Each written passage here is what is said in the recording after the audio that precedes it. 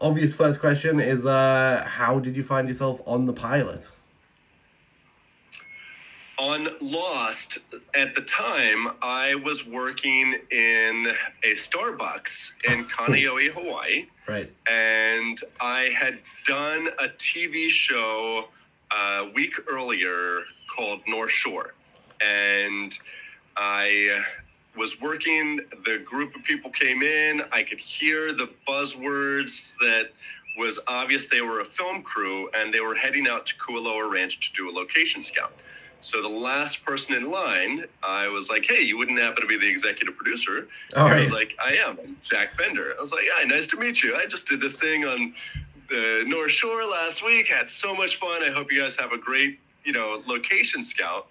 And he turned to me and paused for a moment, kind of dipped his glasses a little bit. And was like, I've been still looking for a character and we haven't been able to cast him. How about you stop by my office tomorrow? So the next day, I came to the office and he handed me a pillow and he's like, do something with this.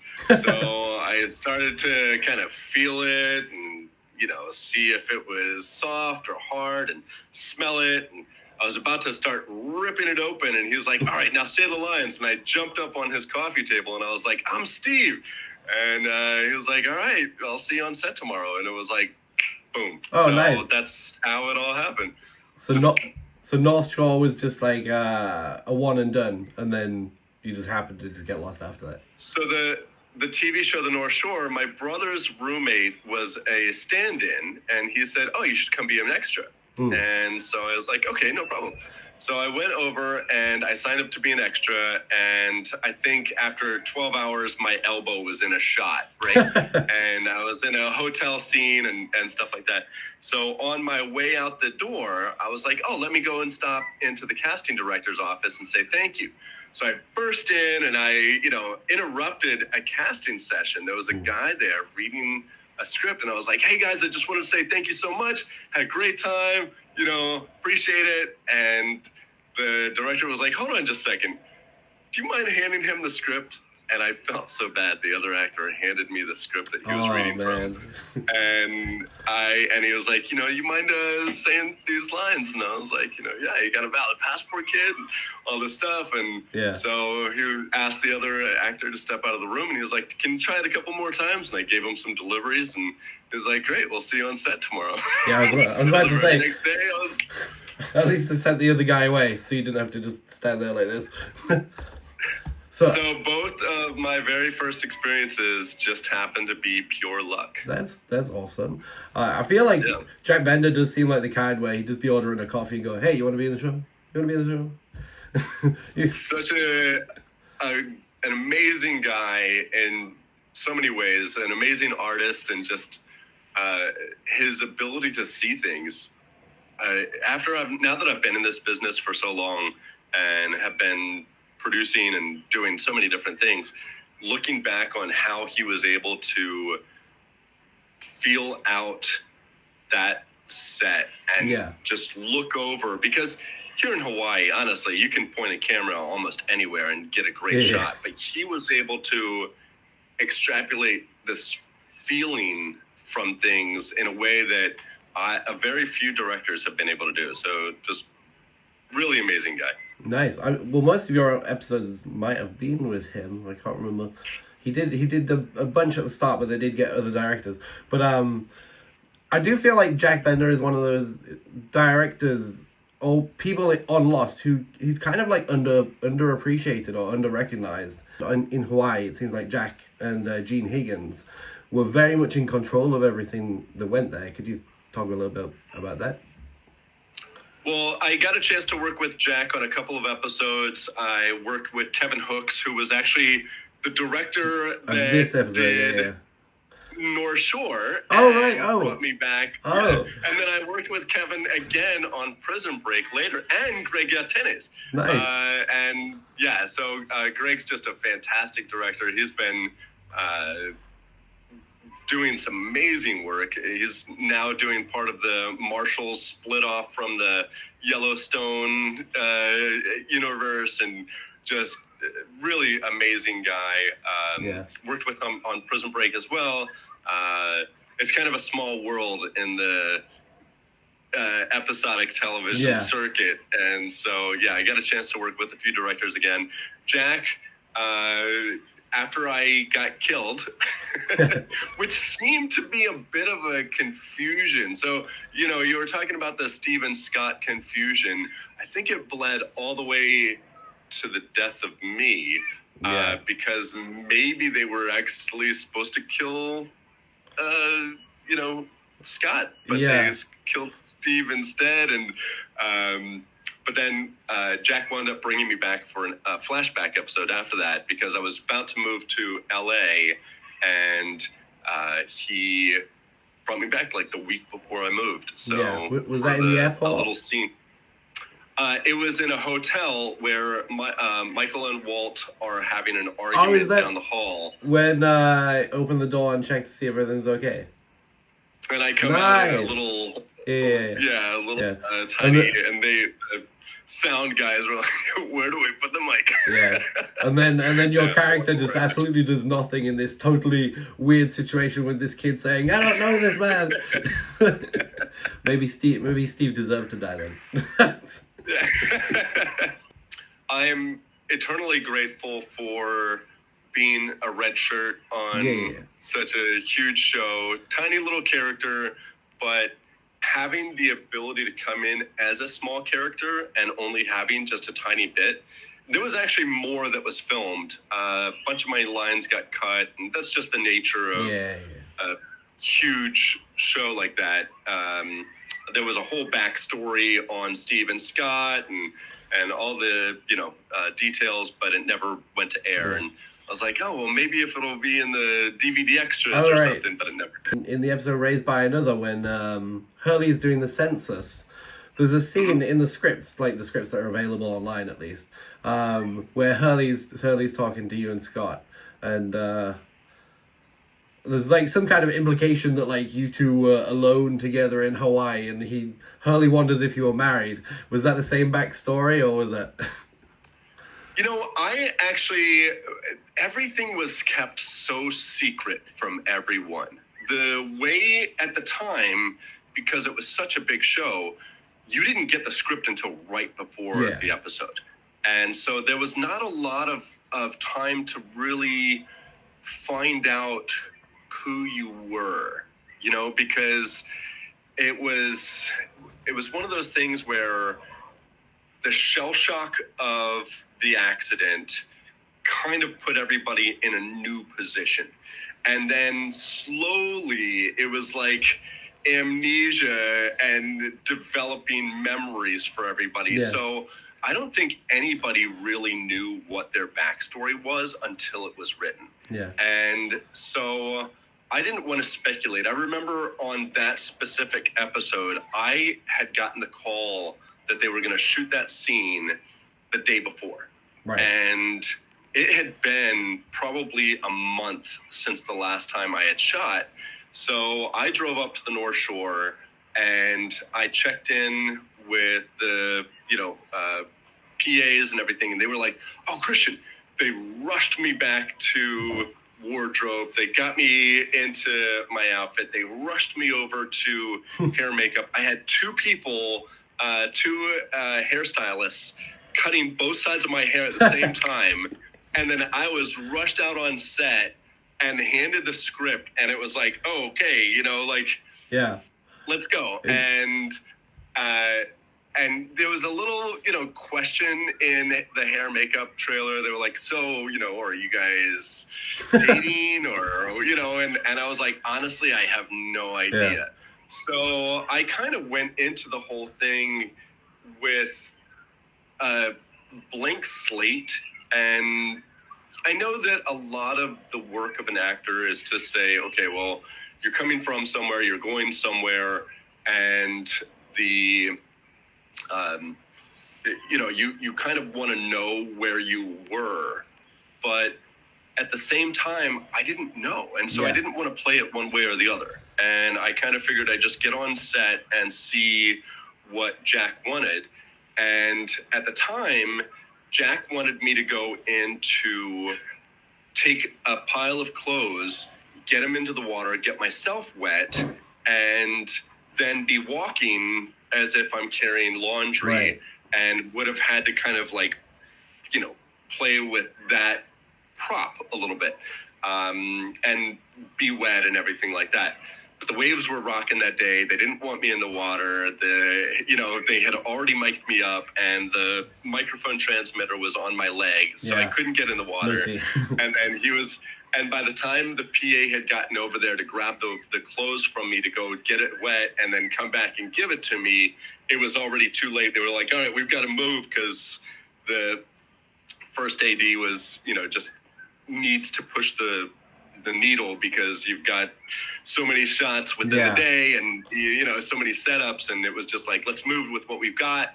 So suddenly we start walking, and you never know why something is cut in the end. Now that I've been producing and editing for a while, I'm like, oh, there's something in the background, or there's this, or whatever, or what, this doesn't quite make sense with what we've got. And so, unfortunately, that whole scene kind of got cut. And in the, at the very end, it's like, a second. But I mean, you still got. That's the nature of it all, Yeah, well, you still got your legacy on the show, so that's pretty good. But, and that was also the thing is having a tiny character like that on such a big show, you really get to sort of sit at Video Village, and you're able to look around, and at that point in time, it was my first real experience on a TV show or movie of that magnitude. Right. And just looking around and seeing these well-oiled machines, every department was just like on it. And being able to look over and see the grips and the set lighting technicians and the camera operators and, the HMU and everybody just like really, like I said, I had 2 people do my hair at the same time within a minute. It just seems like go all the time. Wow.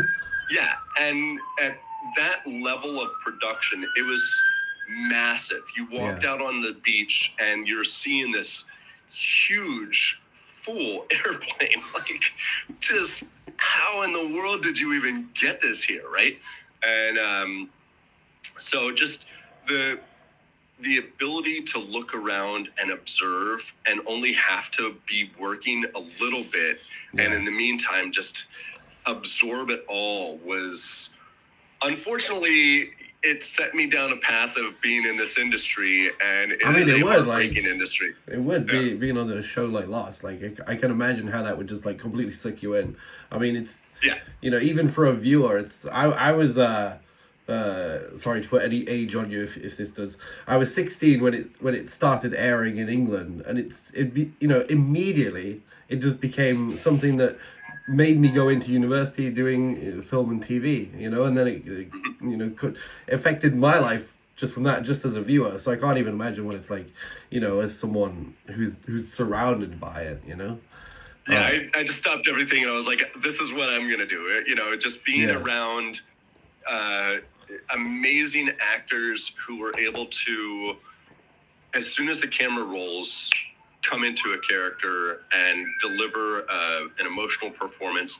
And you've got these technicians that just know every bit of detail of, the ND for the lens, or the, Kelvin and foot candles for the lamp, or whatever it is. And everybody is just such a pro of their craft at that level, and being able to see it all come together, it was just this magnificent dance that hooked me right away. And ever since, I've been on big productions and some really unique shows, and I've been on small productions, but nothing will ever compare to the actual set of Lost up on the North Shore. That's awesome. Sure. That's awesome.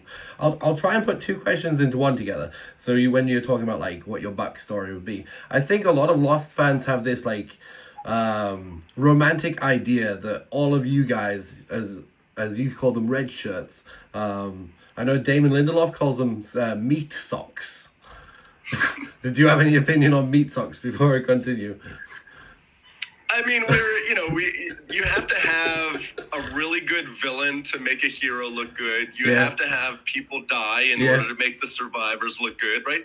And so, I'm happy to have been in service of the show no matter what. Yeah. But I didn't expect that I was going to die whenever you never expect anything, especially on a show like that. Yeah, it seems so callous to just meat suck. You're just disposable.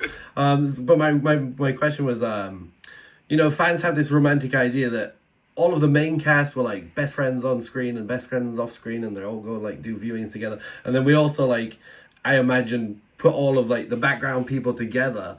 So at least you have like a character name, but then you have others like we have a hairband girl or sexy blue striped t-shirt girl. There's a guy who I like to refer to as shorts and glasses. So was there any like was there a group camaraderie between like you background guys with the main actors, or did you kind of keep separate, or did you even like interact together really outside of that, outside of shooting?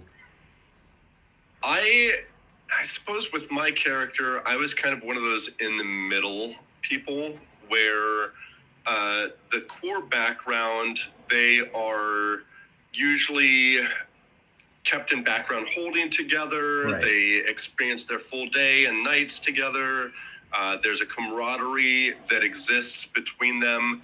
And I know that a lot of them were repeat, they were the same for continuity and everything like that.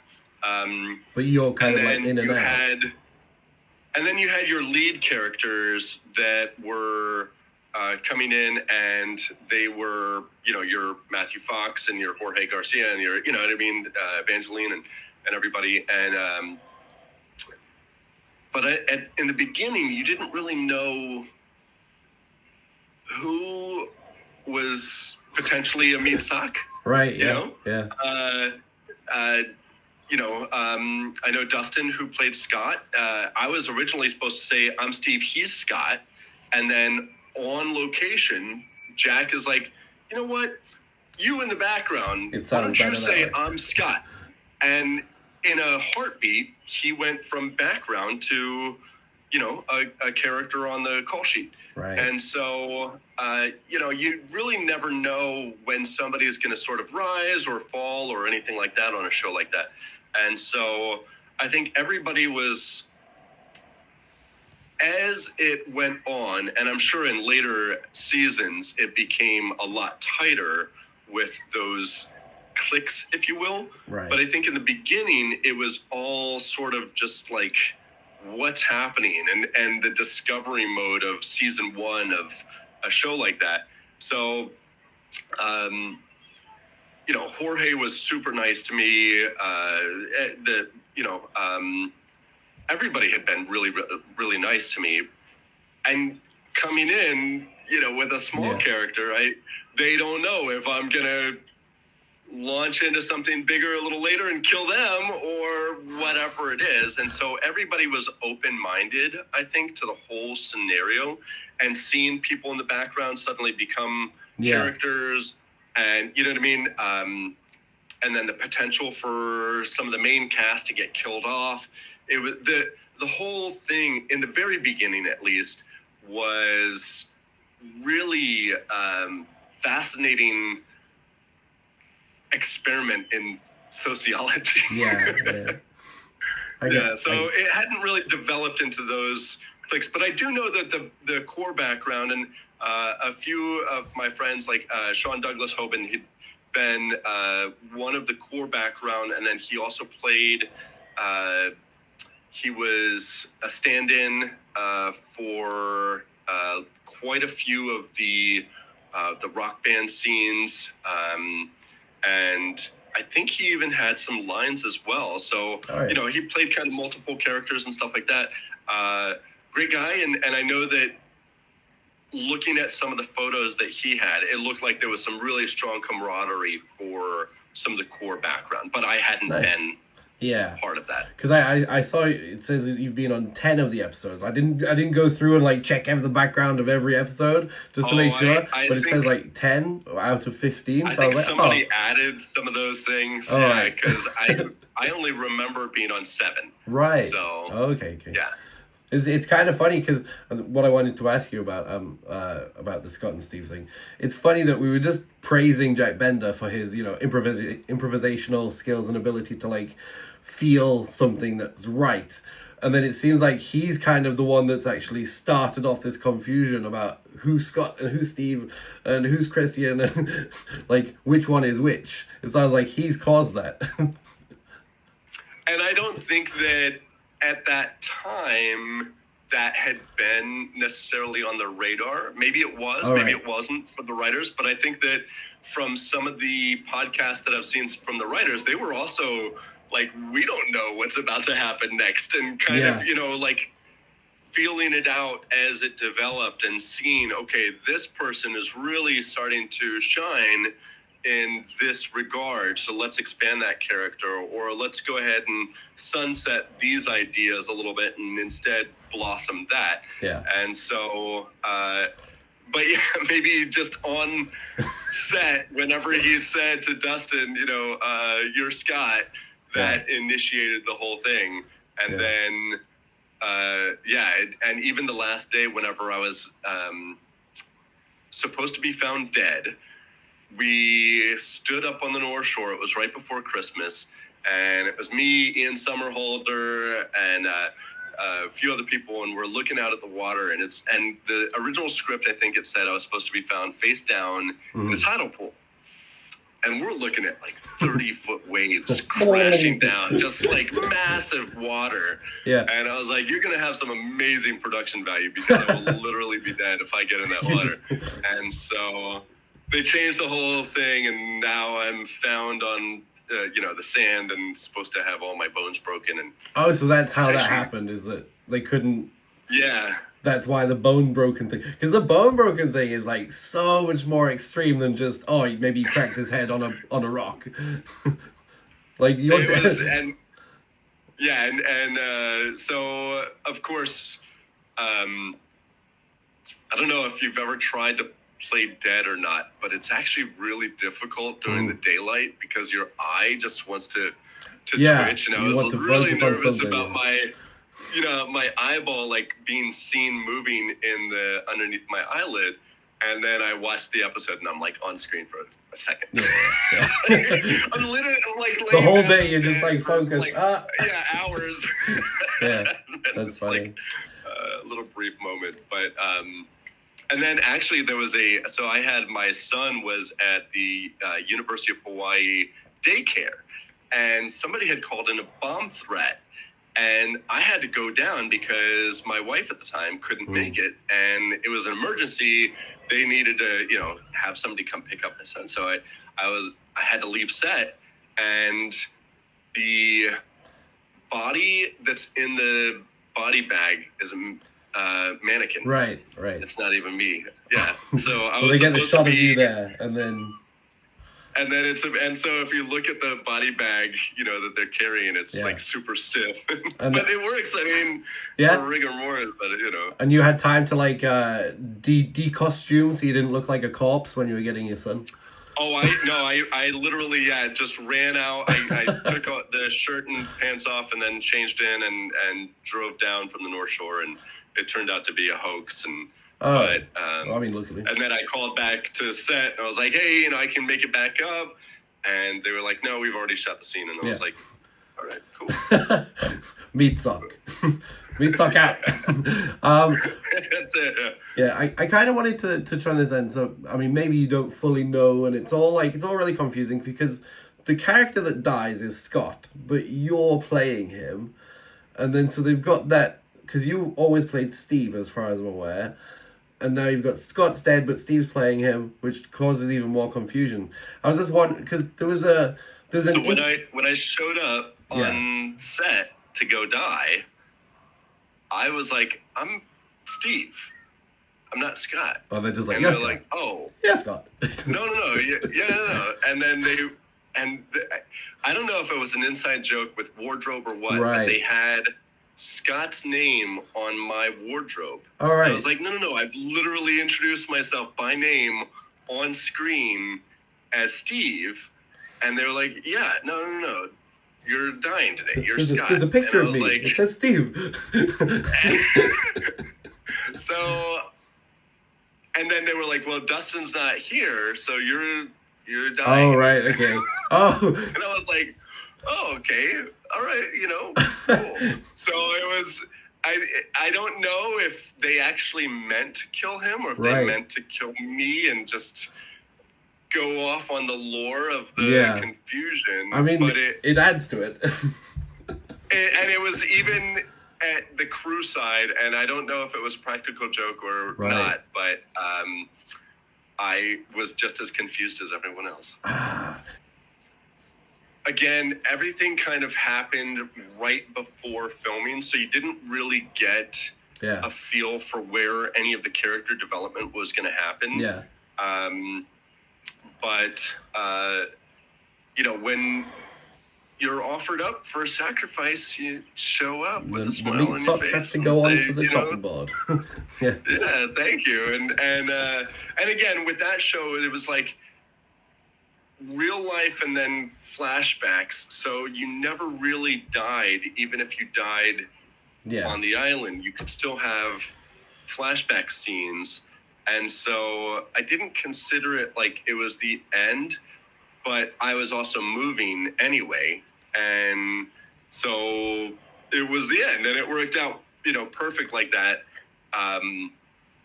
But I don't know if it was actually meant to be him or me, or if there was a real deliberate decision. It was just like, all right, let's kill one of them because we gotta, keep the joke running. That was going to be my next question. Is I'm kind of answering it for you as well, I guess.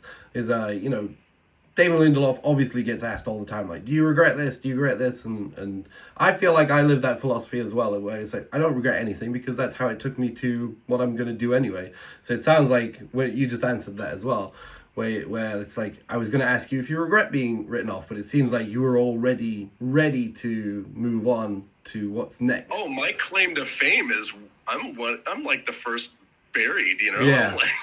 I think I'm very grateful for having a couple of lines, being able to say I'm Steve, and having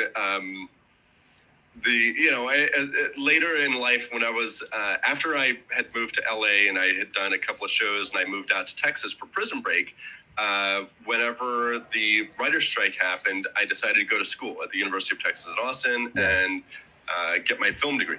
And while I was there, I was also bartending, and everywhere that I went, everybody's like, it's Steve, I'm Steve. And so, it haunted me as a Class D celebrity at the time, kind of, that was the legacy. But how many other people get to have even a little bit of legacy? And so I'm internally grateful for that experience. And like I said, it was more the fact that I had gotten to come onto this amazing closed set of the biggest show in the world and be able to say a couple of things and then sit in a chair and look around for the entire day. And just be on that set and get to, shake hands with some of the most amazing people. And, ever since, like I said, I've been on some really, really incredible shows,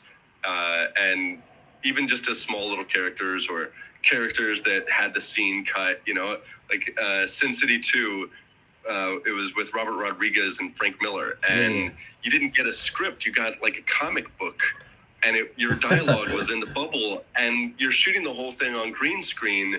And I was supposed to go up and kill Clive Owen, and, the girl cuts my head off. And I was like, man, I just want to see my head get cut off and roll towards camera. But the whole scene got cut. But they put me on somebody else in the end, and I'm like the very last to be credited as the man. And I was like, I'm the man. So, you never know what the experience is going to be. But every time that you get to be on a set, on a movie set, a TV show, and be around that whole thing that in the moment you're maybe chasing after something or hiding from something or whatever the mechanics of that scene are. But then later, you're sitting next to somebody and they're watching it and suddenly they're laughing or they're crying or they're scared. And it's like, all of those little components came up with this science of delivering an emotion. And this person is like feeling something from that show that has taken them out of their life, out of their problems for a minute and taken them on a voyage. And if I can be even a tiny little bolt, or nut on that journey, then, it's still part of the ship, and being able to go on somebody's voyage with them is pretty awesome. That's awesome. Yeah, great. I just have two more short questions. I know I've already taken a lot of your time. Just wanted to ask you, did you continue to watch the show? Like, if you were watching it, did you watch it all? If you did you like it? Like, what was your relationship with watching? Oh no. I watched it later, but at the time whenever it was coming out, I was just so busy. Yeah. I had been on a couple of other shows and it was like, you show up, you're getting picked up from the airport or at the hotel at, 4:30 in the morning. You get on set at 5. You're going through everything. You go until 7, 8 p.m. for a 12, 14, 16-hour day. And then you get back to the hotel and you just pass out. So for a very long time, I didn't watch any TV at all. And later I did. I caught up everything. But while it was happening, people were like, oh, do you want to come to a Lost watch party? Because that was a really big deal at the time.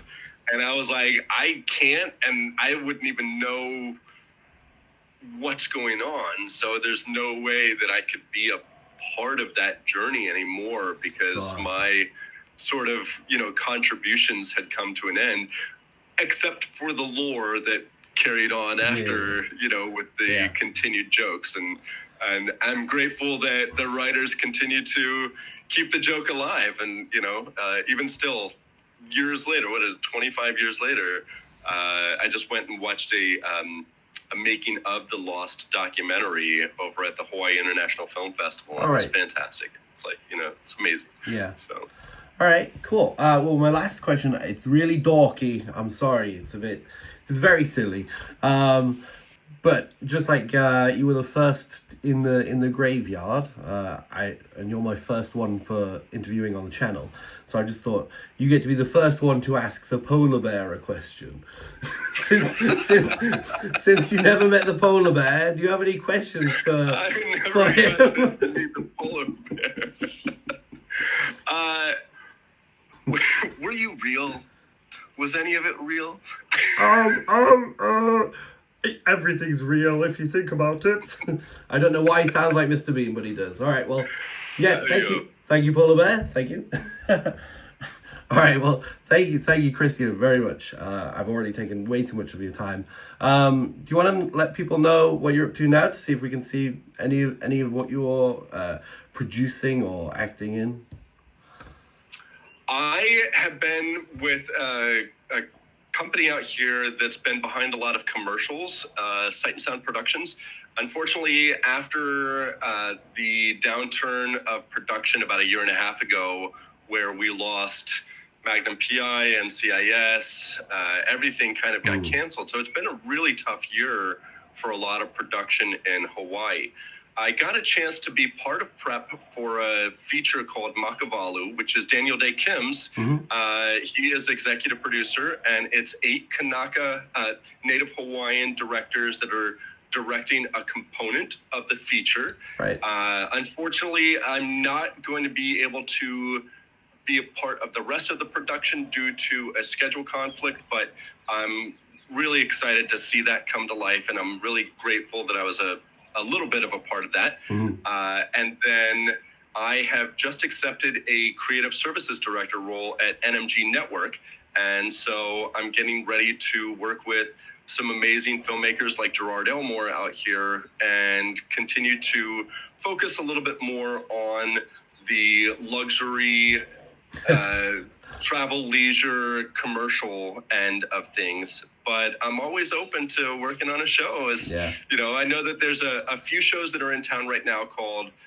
one is Protecting Jared with Jason Momoa and Andy Samberg. Jumanji 4 is about to film for a couple of weeks. And then John Wells, who was behind The Pit and ER, West Wing, just Shameless, some amazing shows. He has brought Untamed out here with Eric Bana. So season 2 is about to get started. And I know Dwayne Johnson is going to be bringing out a reality show featuring sort of the camaraderie of sophisticated, professional Kanaka women. Mm-hmm. And then I think Lilo is greenlit for part 2, right? But who knows what that's going to be? Yeah. So excited to see that come to life as well. So I'm really happy to see Hawaii film come back to life. Yeah. And seeing everybody get prepped over at Diamond Head Studios where we filmed The Cave, for Lost. Like that was the set for The Cave, and walking in there and having the foam rocks crumble and kind of bounce. It's supposed to be a 100-pound rock, and it bounces. I mean, it seems like things sometimes come full circle there, because I used to read that Hawaii had kind of fallen off before Lost really put it back in the spotlight for being part of film and television productions, and now you get to be part of like this resurgence, the current resurgence now, like all these years later. That sounds pretty cool. I'm very, very happy for everybody that's starting to get the work, and just having Hawaii back in the spotlight now with some of the Kanaka stories like Chief of War and Lilo, and just having the Polynesian Asian cultures being represented. Finally, seeing Makavalu come to life is just I'm really, really hopeful for everybody that's involved that it's going to be a smash success, and just grateful to be a part of anything and everything in any way that I'm able to. Great. Well, that's all for me. Thank you very, very, very much for talking. I'm sure everybody's excited to hear from Steve. My little character. I'm Steve. You are our favorite meat sock. We will love you forever. Oh, thank you so much. Well, aloha. Thank you so much. Aloha, guys. And thank you for having me. It's been a pleasure. Great. Thank you, Christian. And bye-bye. Okay.